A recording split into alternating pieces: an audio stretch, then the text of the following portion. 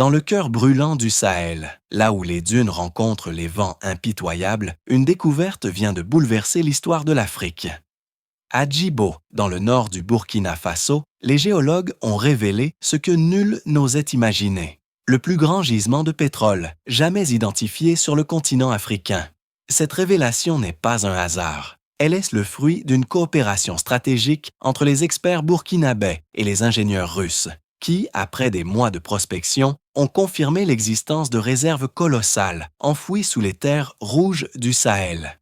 Pour un pays longtemps asservi par la pauvreté et l'instabilité, cette nouvelle est plus qu'un atout économique. C'est une lueur d'espoir, une arme de souveraineté, une renaissance nationale. Sous la direction d'Ibrahim Traoré, ce trésor énergétique devient le symbole d'une Afrique qui refuse la fatalité. Une Afrique qui se redresse, qui s'impose et qui inscrit désormais son nom en lettres de feu dans l'Africa News. Restez avec nous pour comprendre pourquoi ce gisement change non seulement le destin du Burkina Faso, mais aussi celui de toute l'Afrique. C'est au nord du Burkina Faso, dans la région du Sahel, que le destin d'un peuple a basculé. Pendant des décennies, les plaines arides de Djibo furent connues pour leurs conflits, leurs déplacements de population et la rudesse de la vie quotidienne. Mais sous ce sol que l'on croyait stérile, la nature avait caché un secret colossal. La découverte du gisement n'a pas été le fruit du hasard, mais celui d'une stratégie patiente et rigoureuse. Dès son arrivée au pouvoir, le capitaine Ibrahim Traoré avait fixé une priorité: explorer chaque parcelle du territoire afin de libérer les richesses nationales de l'emprise étrangère. Pour atteindre cet objectif, Ouagadougou a scellé un partenariat inédit avec des experts russes en géologie et en prospection pétrolière. Les premières équipes sont arrivées discrètement à Djibo il y a près d'un an. Équipées de technologies de pointe, imagerie satellitaire, sondes sismiques, forages expérimentaux, elles ont tracé une carte souterraine des ressources potentielles. Au fil des mois, les signaux se sont multipliés. Une anomalie géologique gigantesque, à plusieurs kilomètres de profondeur, révélait la présence d'un gisement hors du commun.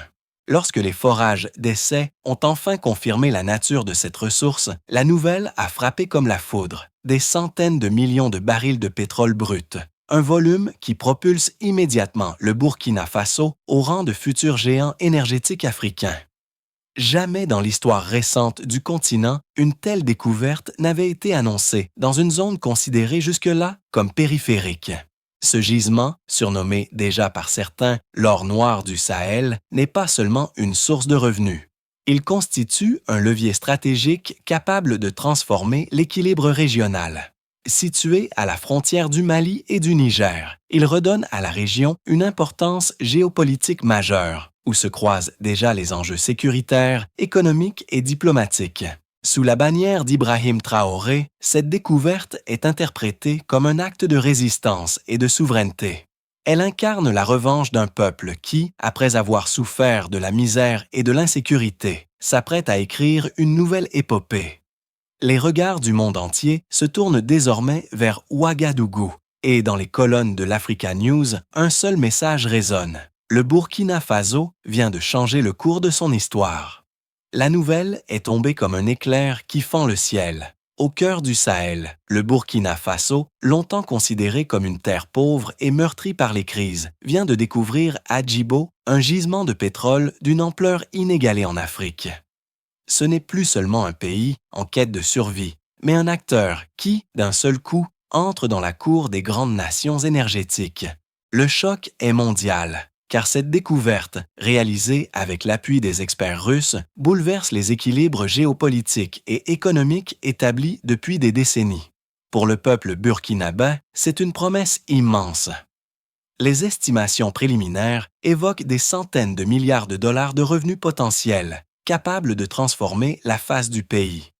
Routes, hôpitaux, écoles, infrastructures industrielles et renforcement de la sécurité nationale pourraient enfin voir le jour grâce à cette manne. Mais au-delà des chiffres, il s'agit d'un symbole. Le Burkina Faso ne se définit plus par le manque, mais par l'abondance. Et le président Ibrahim Traoré l'a affirmé avec force. Chaque goutte de ce pétrole doit appartenir d'abord à son peuple, car il s'agit d'un droit sacré et non d'une faveur accordée par des puissances étrangères. Cette déclaration résonne comme un défi lancé aux anciennes puissances coloniales et aux grandes capitales. À Paris, l'inquiétude est palpable, car la France voit s'effriter le dernier fil de son influence dans une région où son emprise paraissait jadis indiscutable.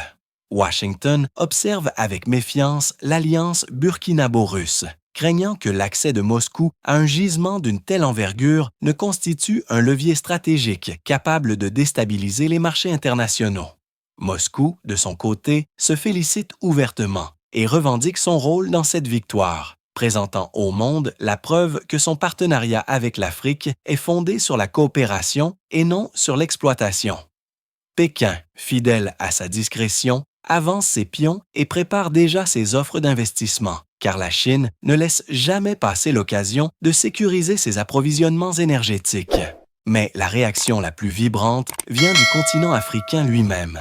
De Dakar à Addis Abeba, la découverte de Djibo est célébrée comme une victoire symbolique pour tout un continent. Dans les colonnes d'Africa News, éditorialistes et commentateurs parlent d'un tournant historique, d'une revanche des peuples du Sud sur l'arrogance des puissances du Nord. Pour la jeunesse africaine, cette annonce signifie qu'il est possible de se lever, de se réapproprier ses richesses et d'écrire une nouvelle page de l'histoire. Cependant, cette euphorie n'efface pas les inquiétudes soulevées par les institutions internationales. Le FMI et la Banque mondiale rappellent les dangers du syndrome hollandais, la malédiction de l'or noir qui, dans tant de pays, a étouffé les autres secteurs de l'économie au lieu de les stimuler. Les ONG environnementales, elles, avertissent des risques écologiques considérables liés à l'exploitation d'un gisement dans une zone déjà fragile, marquée par la sécheresse et la désertification. Pour Ibrahim Traoré, la réponse est limpide. Dans un discours solennel, il a proclamé que l'or noir de Djibo ne serait jamais confisqué par des puissances étrangères et qu'il servirait exclusivement le peuple burkinabé. Ces mots ont enflammé les foules à Ouagadougou, où des milliers de personnes sont descendues dans les rues pour chanter la souveraineté retrouvée et applaudir ce président qui, à leurs yeux, incarne la dignité africaine. Les chancelleries occidentales ont compris le message. Le Burkina Faso n'est plus à genoux. Ce pétrole est une arme de souveraineté, une forteresse dressée contre la domination étrangère. Mais la route reste semée d'embûches, car l'or noir attire autant les promesses que les convoitises. Le pays est désormais au centre d'un jeu mondial où chaque décision pèsera sur son avenir. Et pourtant, une vérité s'impose. En révélant Djibo, le Burkina Faso a prouvé que l'Afrique détient encore les clés de son destin et que sous la présidence d'Ibrahim Traoré, ce continent n'est pas condamné à subir l'histoire, mais bien à la créer. La découverte du gisement pétrolier de Djibo a bouleversé le Burkina Faso tout entier. Dans les rues de Ouagadougou, l'annonce a été accueillie par des chants, des larmes de joie et une immense fierté nationale. Pour un peuple longtemps privé des fruits de sa terre, cette nouvelle symbolise la possibilité d'un avenir où la pauvreté ne serait plus une fatalité. Les familles modestes imaginent déjà des hôpitaux mieux équipés, des écoles modernes, des routes pour désenclaver les villages. Cette espérance agit comme une flamme, rallumée par le discours d'Ibrahim Traoré, qui a juré que chaque goutte de ce pétrole appartiendrait d'abord au peuple burkinabé. Mais l'euphorie s'accompagne aussi d'attentes immenses.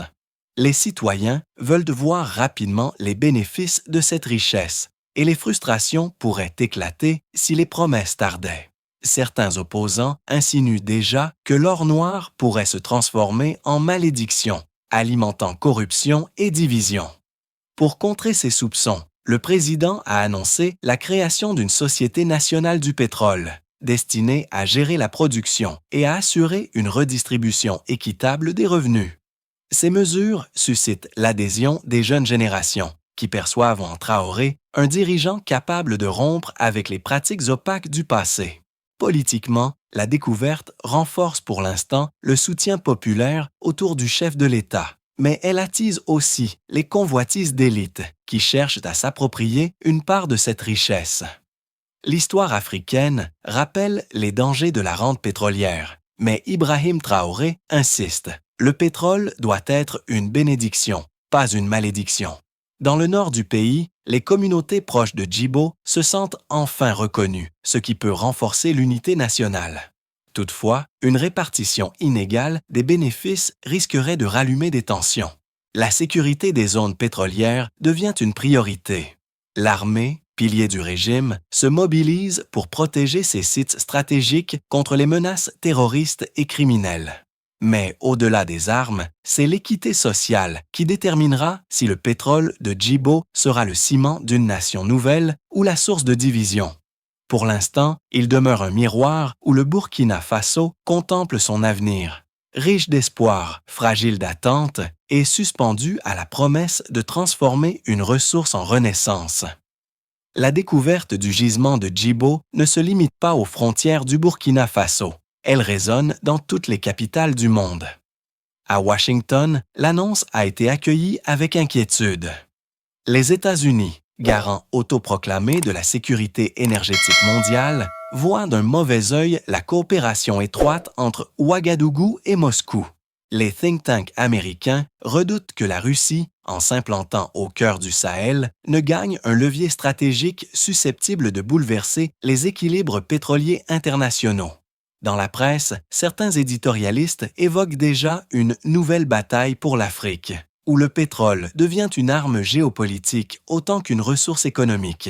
En Europe, la France vit cette annonce comme une humiliation supplémentaire. Ancienne puissance coloniale, elle constate l'érosion irrémédiable de son influence dans une région qu'elle considérait naguère comme son précaré. Les observateurs français craignent que le Burkina Faso, en s'alliant à la Russie, n'entraîne un effet domino, incitant d'autres pays africains à rejeter Paris et à affirmer leur souveraineté. Les journaux français oscillent entre résignation et nostalgie, soulignant qu'une page de l'histoire coloniale est définitivement tournée. La Russie, en revanche, savoure ce triomphe. Le Kremlin présente la découverte comme une victoire du partenariat stratégique russo-africain. Moscou y voit une confirmation de son rôle grandissant sur le continent, non pas comme exploiteur, mais comme allié technologique et militaire.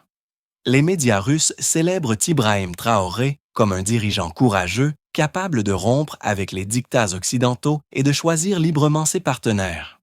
Cette image renforce la stature du Burkina Faso sur la scène internationale, faisant de Ouagadougou un symbole de résistance et de souveraineté. La Chine, fidèle à sa discrétion, suit attentivement l'évolution de la situation. Pékin n'affiche pas d'hostilité, mais prépare déjà ses offres d'investissement. Pour elle, l'enjeu est clair, sécuriser une place dans l'exploitation du gisement et prolonger son influence économique sur le continent. Les diplomates chinois rappellent que leur approche repose sur le commerce et l'infrastructure, non sur l'ingérence politique, un discours qui séduit de nombreux pays africains. Au-delà des grandes puissances, l'impact est aussi perceptible dans le monde arabe, en particulier chez les exportateurs traditionnels de pétrole. Certains craignent que l'émergence du Burkina Faso comme nouvel acteur énergétique ne modifie les équilibres des marchés, surtout si le pays choisit de s'associer à des alliances non occidentales. Cette inquiétude traduit la conscience qu'une partie du jeu mondial de l'énergie pourrait désormais se jouer à Ouagadougou. Dans ce contexte, Ibrahim Traoré incarne bien plus qu'un chef d'État. Il devient un acteur géopolitique de premier plan. Son défi n'est pas seulement de gérer une ressource nationale, mais de naviguer entre les ambitions contradictoires des grandes puissances. L'or noir de Djibo ne nourrit pas seulement l'économie, il nourrit aussi les rivalités mondiales. Et c'est là que se dessine le destin du Burkina Faso. Sur la scène planétaire, le pays n'est plus spectateur, mais bien protagoniste. Alors que le Burkina Faso savourait encore l'écho triomphal de sa découverte, un rapport confidentiel fuitait dans la presse internationale. Les réserves du gisement de Djibo seraient non seulement immenses, mais elles pourraient dépasser celles du Nigeria, longtemps considéré comme le géant pétrolier du continent. Cette révélation fut un choc. Les marchés mondiaux commencèrent à s'affoler, les cours du baril fluctuaient, et les compagnies multinationales envoyaient leurs émissaires vers Ouagadougou.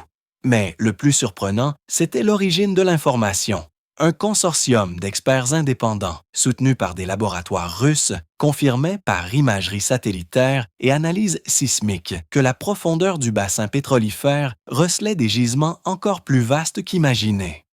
En une nuit, le Burkina Faso passait du statut d'espoir émergent à celui de futur géant énergétique. Dans les rues de Ouagadougou, les habitants fêtaient la nouvelle, entre chants et drapeaux, conscients qu'ils vivaient un moment historique. Pour eux, l'or noir n'était pas seulement une manne économique, mais la promesse d'une libération définitive des chaînes de la pauvreté et de la dépendance. Mais cet espoir se transforma vite en tourbillon. À New York, les lobbies pétroliers exigèrent des sanctions contre le Burkina Faso, accusant Moscou d'utiliser ce pays comme tête de pont pour affaiblir l'Occident. À Paris, certains parlaient de menaces stratégiques et proposaient même un retour militaire discret pour sécuriser les intérêts français. Mais Ibrahim Traoré, imperturbable, affirma que le pétrole de Djibo appartenait exclusivement au peuple burkinabé et que toute tentative de mainmise étrangère serait considérée comme une déclaration de guerre économique. Cette fermeté électrisa la jeunesse africaine, qui voyait en lui le symbole d'une renaissance continentale. Dans le même temps, la Russie annonçait la mise en place d'un plan conjoint pour protéger le gisement, avec la livraison de systèmes de défense anti-aérienne. L'image d'un Burkina Faso, debout, protégé et déterminé, circula à travers les réseaux sociaux, transformant Ouagadougou en capitale morale d'une Afrique qui se lève. Pourtant, dans l'ombre, les manœuvres se multipliaient. Des diplomates étrangers tentaient de corrompre des responsables locaux. Des rumeurs de sabotage circulaient et les services de renseignement alertaient sur des menaces terroristes ciblant la zone pétrolière. C'était clair, ce pétrole n'était pas seulement une bénédiction, il devenait aussi le champ de bataille d'un affrontement mondial. Frères et sœurs du Burkina Faso, enfants du Sahel et de toute l'Afrique, l'heure est venue de lever nos têtes et de marcher d'un pas uni vers notre destin. Le sol de Djibo nous a révélé son secret, un trésor enfoui depuis des millénaires, plus précieux que l'or, plus puissant que le cuivre. Ce pétrole n'est pas le fruit du hasard, mais le témoignage que la Providence nous a choisi pour écrire une nouvelle page de l'histoire africaine. À ceux qui rêvent de nous voler, je dis, le temps de la soumission est révolu. À ceux qui nous menacent, je réponds, notre volonté est plus forte que leurs armes. Nous ne serons plus jamais des spectateurs de notre propre richesse. Désormais, chaque goutte extraite de cette terre sera un cri de liberté, un chant de dignité, une promesse d'avenir. Je tends ma voix non seulement à mon peuple, mais à toute l'Afrique. Unissez-vous, refusez la dépendance, brisez les chaînes de la colonisation économique. Aujourd'hui, le Burkina Faso n'est pas seulement une nation. Il est le symbole d'une renaissance, l'étendard d'un continent qui se lève. Que le monde entende ces mots. Notre pétrole n'alimentera pas la division, mais la souveraineté. Nous ne plierons pas, nous ne reculerons pas, car l'Afrique, enfin, écrit son histoire avec son propre encre.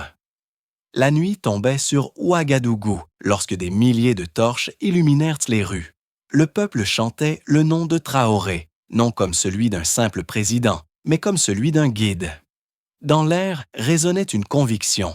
Le Burkina Faso venait d'entrer dans l'histoire. Le gisement de Djibo n'était plus seulement une découverte géologique, mais un acte fondateur, une renaissance collective. Devant la foule rassemblée, Ibrahim Traoré leva le poing vers le ciel. Il parla d'un avenir où les écoles seraient bâties grâce à l'or noir, où les hôpitaux ne manqueraient plus jamais de moyens, où la jeunesse pourrait rêver sans exil ni misère. Ces mots étaient simples, mais portés par une force irrésistible. Ce pétrole n'est pas une malédiction, il est notre libération. À cet instant, le monde entier comprit que quelque chose avait changé. L'Afrique, longtemps exploitée, montrait un visage nouveau, celui de la souveraineté, de la fierté et de la puissance retrouvée. Les caméras d'Africa News diffusaient en direct et chaque image devenait une légende.